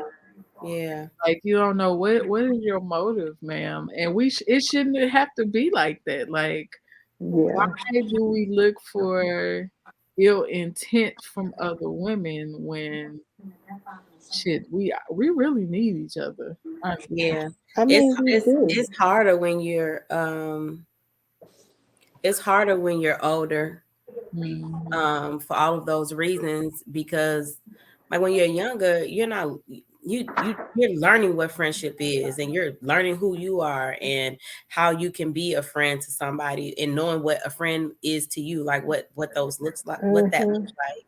So by the time you get older, and like you said, like Auntie Michelle, unfortunately you've been through situations where you've been scorned from those things, and I think we all have at some Yeah. point been scorned by other women, and it's really hard to um to uh to build that trust when you get older, because you're like, Yeah. what's different about, like, especially, and it's kind of the same thing, like if you was in a relationship, it's like, okay, so what's different about you than this last person, like what sets you apart, what makes you different. Mm-hmm. um That's fair. I know for me, like, I meet a lot of different women all the time with what I do. So when I'm out and I do my parties and I do my events, I'm always meeting different women. And I have random women that say hi, hook up, reach out to me all the time. And they probably want to hang out or do stuff. And I'd be reluctant, even though I Mm-hmm. probably need to get my ass out there because I'm trying to be more like Mm-hmm. sociable and build a base. But I be so like, I can't, I know who I have in my circle that I can trust. Yeah. And that's it. Y'all call me, I'm coming. My other girls call me, I'm coming. But anybody else, I don't know if I'm gonna come. I Yeah. don't know, because I don't know if I could trust that. Yeah. But then again, when you're younger, you suffer from wanting to be included in everything. And You're everything. fearful of the FOMO. If I don't go along with the crowd, then I'm gonna miss out on something great. But once you get a little bit older and identify with who you are and what you like and what your boundaries are, Mm, then you start to really develop those true friendships because then when someone has crossed the line and you're ready to cut that person off because they're jeopardizing your peace and they're jeopardizing your sanity. But when you're a lot younger, you sacrifice that for the sake of friendships because you feel like you need to have these people and you don't really have good judgment. When you're a lot younger, you were like, oh, okay, this is my friend's friend and we're going to kick it or whatever. You build a mhm. whole trust and a whole ladder Mhm. of people who you think you could depend on until they really, really let you down and disappoint you. And then that's when you learn who you are, what your boundaries are. And like, no, you're never going to do that to me again, you Yeah, know? So, yeah. I think when we're older, making friends is harder because we're already jaded. Like, we're already jacked up. We already feel some type of way about friendships and people. And I think that's the same when it comes to relationships too. Like, we're already jaded. So it makes it harder for us to let down that guard and be open and receptive to people being our friends or people being in our circle. Because we like, nah, when we let that other bitch in our circle, you know what I'm saying? So it's that whole kind of thing, when I became friends with that other hoe, that bitch was up here sleeping with everybody, man. So, sometimes it becomes a whole different type of dynamic when you've been jaded, you've been hurt, you've been scorned by other people that you decided to let go. It's so funny because I just logged into Facebook and the first post that came up is somebody that said, I don't want no friend who has to sneak and talk to me. And man, like why? Why would I have to sneak and talk to you? You know what? That sounds like somebody who was in a relationship with they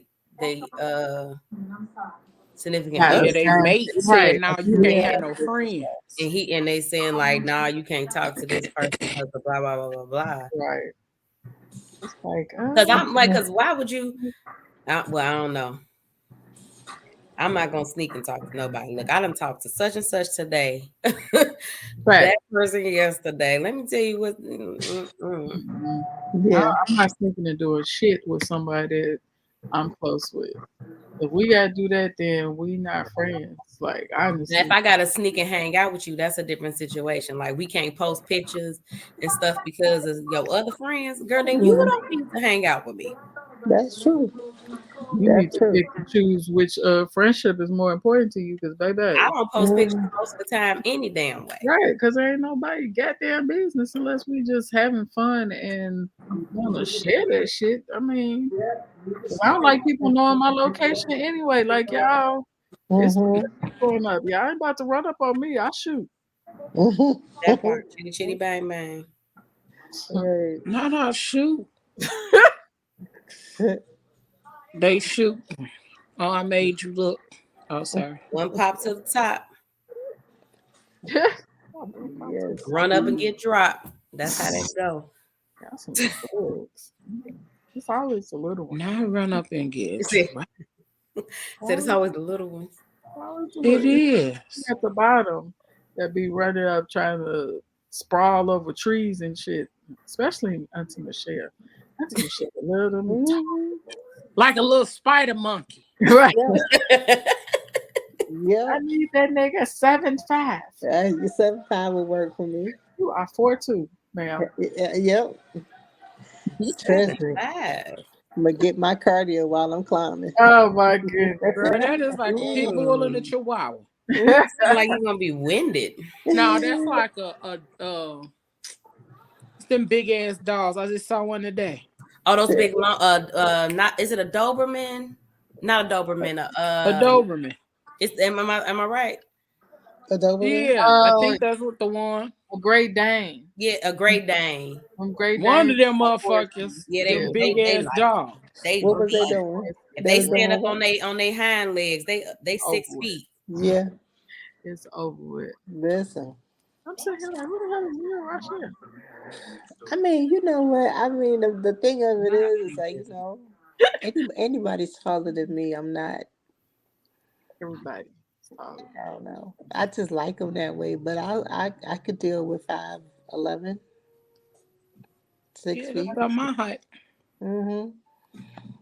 Everybody taller than me, so it really don't matter. That's true. Yeah, I mean, 4'12", everybody gonna be taller than me. Yep. What happened? Oh, I forget. You be adding them extra numbers. I'm like, I had to remember. That is my number. My number is 4'12". There's no such thing as y'all gonna see it my way one day. Foot. No doctor has ever told you that you're 4'12". My doctor told me I'm 5'1 3/4", and then nobody never want to believe me. Yeah, my doctor told me. I mean, that's a believable height, though. Yeah. 4'12". 4'12" is literally 5 feet. He lets me have it. He lets me say it. 412 is the area code. He puts it on my chart for me. Oh my God. Yeah, I need to. He's an enabler. Find Right, another let doctor. me talk to him Get about this another license. No, Why did they get their license? Cause here's the thing. I have to censor what I say right now, but he told me that I need to have something that's going to make me contract more often. mm. Right. Because if I don't, Use it before you lose it. It's gonna fall out. that's what he said. He was It's gonna like, fall out. Wait, hey, look, what's gonna fall out, boo? Your Like, coochie. how is the coochie gonna fall out? I If was you don't use it, it will fall out. And that's a lie. It ain't falling out. he said it was like Use that. it He said or it was lose like it because of the muscles. Oh, he okay. said I'm mine trying was to tell you, the too. coochie He will said fall mine was too out. together because he tried to do he tried to put the speculum. He said he couldn't. It was too like that, and he was like, "Do you have something to assist you with making sure that it does this? It contracts." And I Yeah, was Like, like, sir, "No." like, it's called sir, vaginal dude. prolapse. Like, That's the medical term. It's called vaginal prolapse. So it Oh, you prolapsed. talking about? Oh, now that's something different. What you talking about? So you When saying it fall out? Well, that's what they call it, falling out, because it does. It drops. Yeah. Oh no, mine ain't dropped. She's just It, talking it, about it will. using it before she lose it.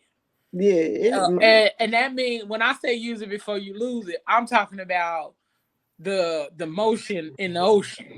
I ain't mm-hmm. talking about it's Oh, the whole thing gonna oh, fall I'm over out. here getting technical. Gonna Okay. Yeah, fall you talking out. about something totally different. We just you talking say about it's making called sure. what? It fall out. It just Pretty like much, play with your joint. That's Yeah. what he told him. Don't tickle your fancy. You got me over here, and you still ain't, girl. I'm just saying. I've been trying to I got sell stuff. my bit, sell my bit. I got everything you need, unless you need a man that I don't have. I'm trying to be sell a bit. Oh, well, you can just go ahead and buy it, and it's gonna stick right on the wall, Yo, let me tell you something. floor, on the tub, on the door. I'm very very clumsy. I'm clumsy with my own 2 feet. So if I smack something on the wall, can you see me trying to back that up? Yeah, No, ma'am. No, ma'am. No.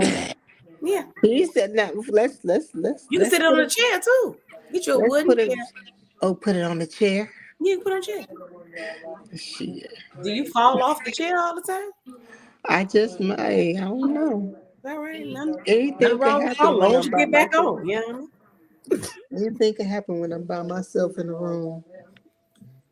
I tried to do the busted challenge and cleared one whole side of the room. Oh, Like cleared it.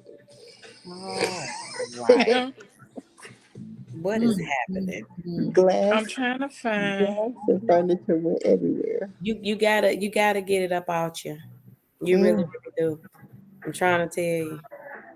yeah, I man. didn't realize it um until I got into the business how important it is to Mm-hmm. just get that, and you honestly got to get it off you at least 2 to 3 times a week. Listen, I ain't got that kind of I'm time. close. We gonna take that one ride and go and be through, okay? Damn. I'm kind of close.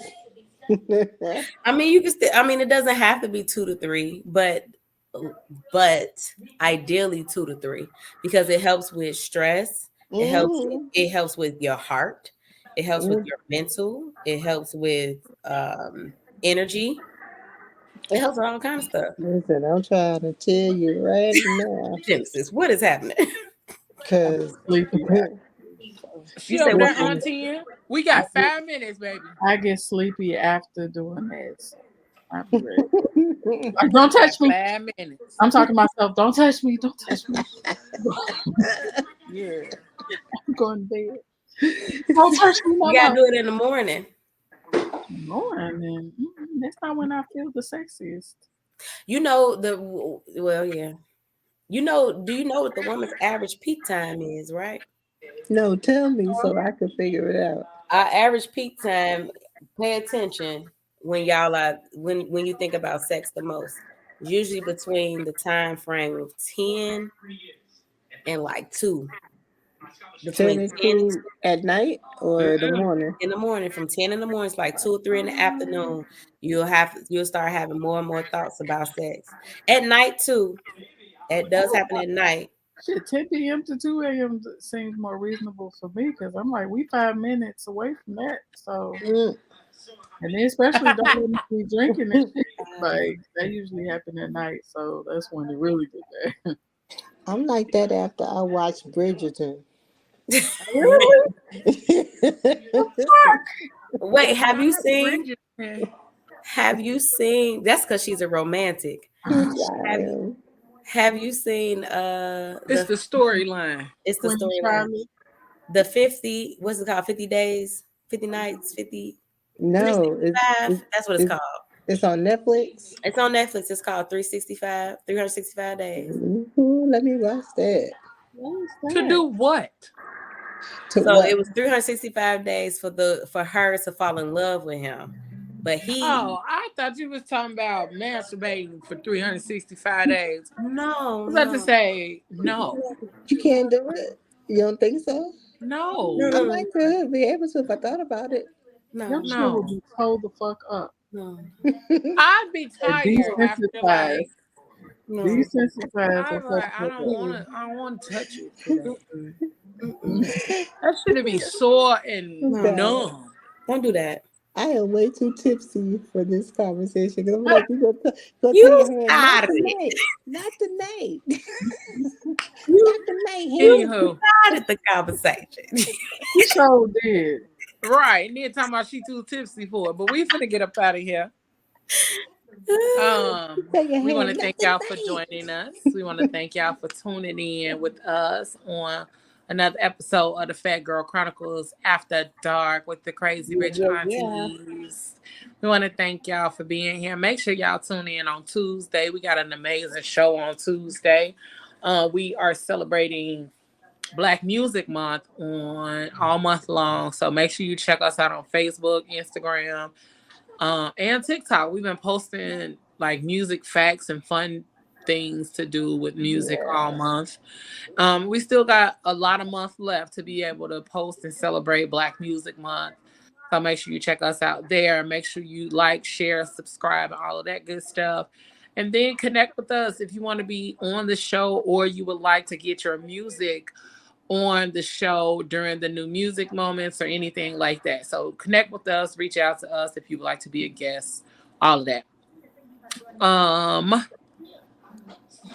We got some dope stuff coming up. We got a lot of amazing things happening behind the scenes on PGC that we'll be revealing to the world sooner than later. So make sure y'all keep in touch, keep in touch, follow us. Like I said, Facebook, YouTube, TikTok, Instagram, Twitter, U42, and you got all kind of options because you got PGC After Dark, you got PGC, you got PGC Media, and you got the Fat Girl Chronicles podcast group.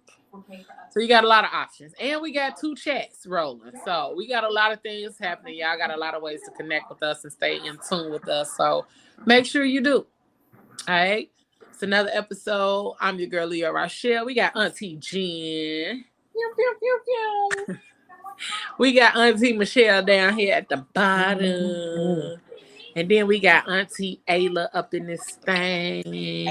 Hey. And we are out of here. We appreciate y'all. We love y'all. Y'all know what I say. Whatever you do for the evening and the rest of the week, don't do it with your half ass. Do it with your whole ass, y'all. We up out this thing.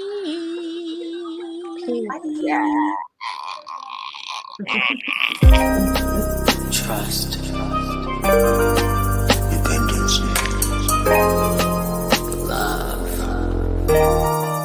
Respect. Passion. Pain. Intimacy. Pleasure. I sit here stuck inside my head, remembering